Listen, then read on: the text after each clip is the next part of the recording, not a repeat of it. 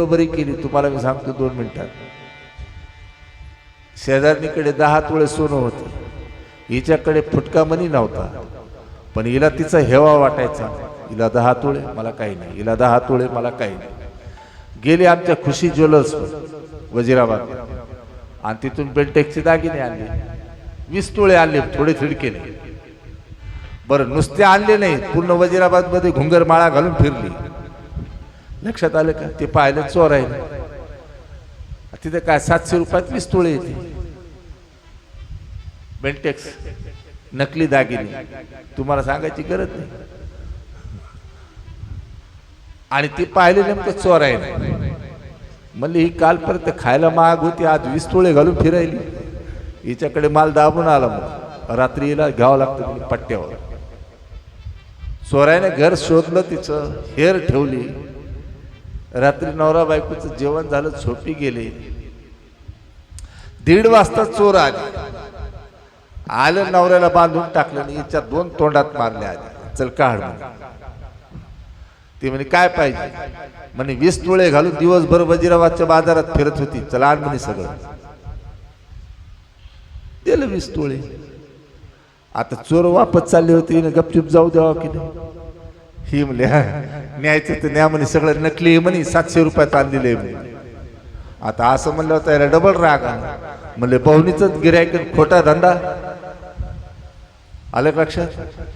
कारण चोर रात्री 1-1:30 वाजता चोऱ्या करायला निघते, म्हणजे त्याची ती बहुनीच असते। आता बहुनीलाच खोटं गिऱ्हाईक भेटलं, राग येतो की नाही? तसा चोरायला राग आला, चोर मागं फिरले, पुन्हा हल्लं तिला। जसा डबल मार खाल्ल्यानंतर चोर वापस चालले, हिने गपचूप जाऊ द्यावं की नाही? ही कोडगी होती, ही पुन्हा तिसऱ्यांदा म्हणली मारलं तर मारलं म्हणे, माय माझा नवरा मला याच्यापेक्षा जास्त मारतो म्हणे, पुन्हा येऊन तिसऱ्यांदा मारलं। लक्षात आलं का? हे परिणाम कशाचा आहे? बरोबरीचा। त्याच्यामुळे तुम्हाला सांगतो, बरोबरी करू नका, वरचाही विचार करू नका, खालचा विचार करा।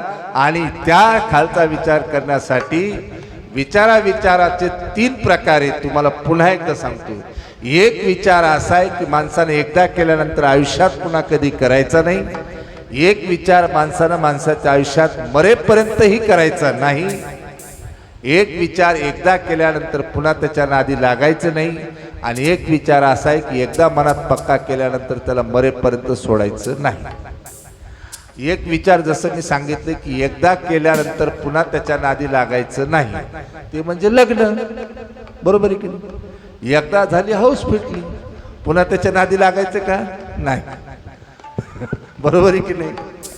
त्याच्यानंतर एक विचार असा आहे की जो मरेपर्यंत करायचा नाही, तो कोणता? चोऱ्या करणं, डाके टाकणं, खून करणं। हा विचार माणसानं मरेपर्यंत करायचा नाही। पण एक विचार माणसानं पक्का करायचा, निर्धार करायचा, आणि तो विचार मरेपर्यंत सोडायचा नाही, ते म्हणजे भगवंताचं नामस्मरण। कैलाश के निवासी नमो बार बार हो, नमो बार बार हो। कैलाश के निवासी नमो बार बार हो, नमो बार बार हो। आयो शरण बिहारी नमो 4 दो, आयो शरण तिहारी प्रभु तार तार दो। कैलाश के निवासी नमो बार बार हो, नमो बार बार हो।